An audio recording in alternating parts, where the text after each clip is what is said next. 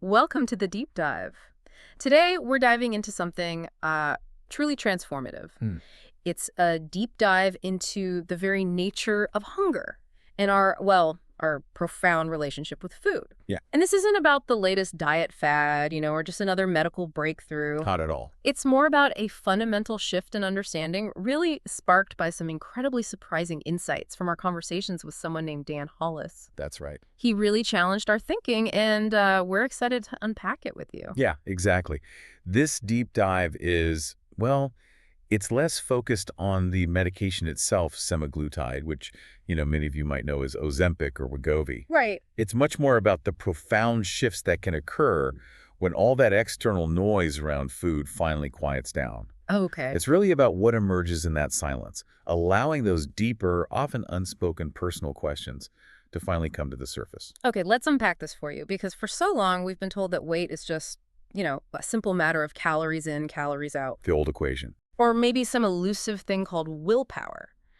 But Dan Hollis suggests we've been looking at this all wrong. Completely wrong, It potentially. points to something else entirely, something that doesn't fit neatly on a nutrition label. And what's truly fascinating here is Dan Hollis's core concept. He actually calls it emotional amnesia. Emotional amnesia. Yeah. He argues that our conventional understanding of hunger is, well, fundamentally flawed because it misses this crucial, deeper layer. Okay. It's almost as if, over time, we've forgotten how to truly distinguish between physical hunger, the biological need for fuel, Right. and an emotional void. We consistently misinterpret that emotional longing as a need for food.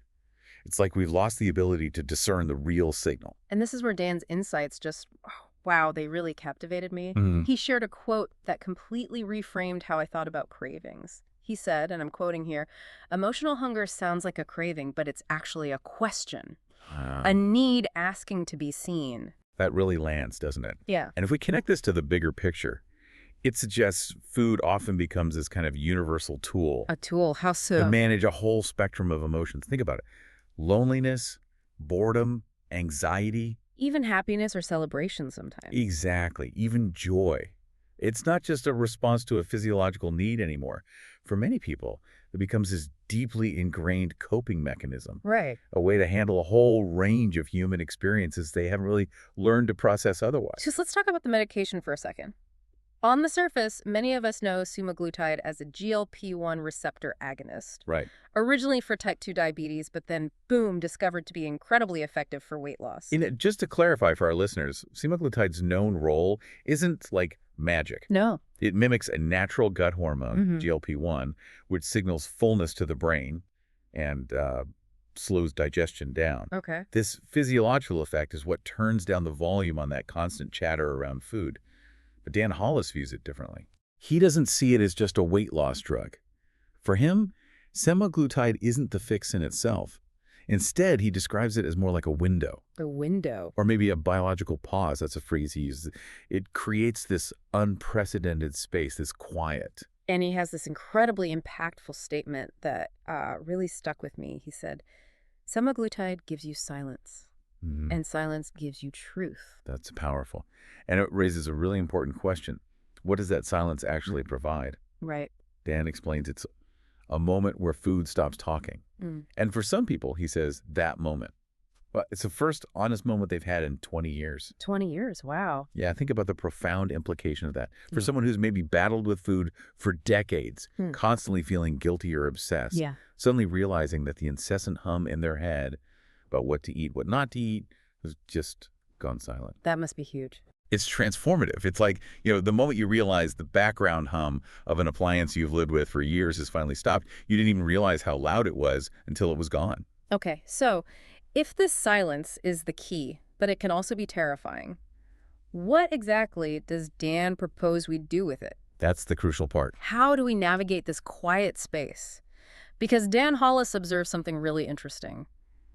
People don't fail because the drug doesn't work. No, the drug often works physiologically. They fail, he says, because no one taught them what to do with the quiet. Exactly. And this silence can be absolutely terrifying. Why? Because for many, it makes them feel like they've lost their favorite lie. Their favorite lie. meaning food as a crutch. Precisely. Imagine living with a constant companion. Food always there for comfort, for celebration, for distraction, whatever it is. Then, suddenly, that companion goes silent. For many, food has been a constant and known comfort, even if it wasn't truly serving them well. Taking that away without putting something else in its place can leave them feeling incredibly exposed and vulnerable. And when that discomfort hits, it's totally understandable, right? The common reaction, Dan observes, is to reach back. Absolutely. Reach for those familiar comforts. Like cheese puffs, cheat days, chaos, his words. Yeah, it's a return to what they know, isn't it? To fill that sudden void, even if it's not what they truly need or even want deep down. Which leads to Dan Hollis's really provocative headline, something that challenges everything we've been told. Yeah. He asks, what if you weren't broken, just confused? Oh, wow. That shifts the whole perspective. Completely. From personal failing or lack of willpower to maybe just a lack of understanding and, well, the right tools. Okay. So what is the plan for the quiet then?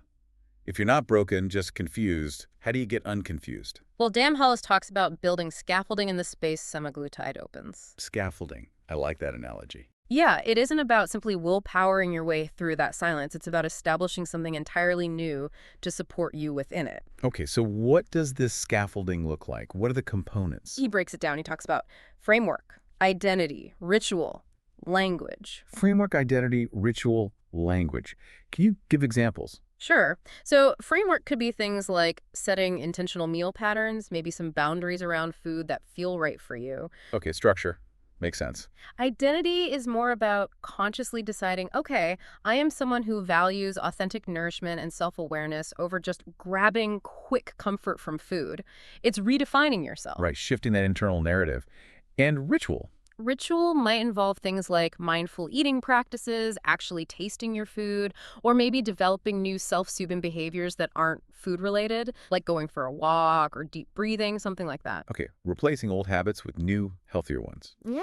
And language. Language is crucial. It's about how you talk to yourself, about food, about cravings, about shame, moving away from judgment and towards curiosity. Ah, so instead of beating yourself up. Exactly. He emphasizes teaching people to sit in its shame long enough to learn something from it rather than just avoiding it or trying to numb it out immediately. That takes courage. Sitting with shame instead of running. Definitely. He also explains his approach of separating signal confusion. Signal confusion. Meaning? Learning to observe a craving, like really sit with it and look at it rather than just automatically obeying it. Ah, okay. Pausing before reacting. Yeah, it's about truly decoding what that underlying need or that question, as he called it, is trying to communicate instead of just immediately grabbing a snack. Got it. So it's about understanding the message behind the craving. Exactly. And this reinforces that Dan isn't anti-medication at all. He's not saying the drug is bad. No, not at all. He actually sees semaglutide's greatest strength not necessarily as the solution itself, Right. but in giving you time. Crucial time. Time for what? Time to reflect. Time to reset those deeply ingrained patterns. Time to rewire your relationship with food, but from a place of quiet observation, not panic, Okay. as he states it directly. Semaglutide isn't the solution to emotional eating. Right. It's the silence that lets you find one. The silence that lets you find one, that's key.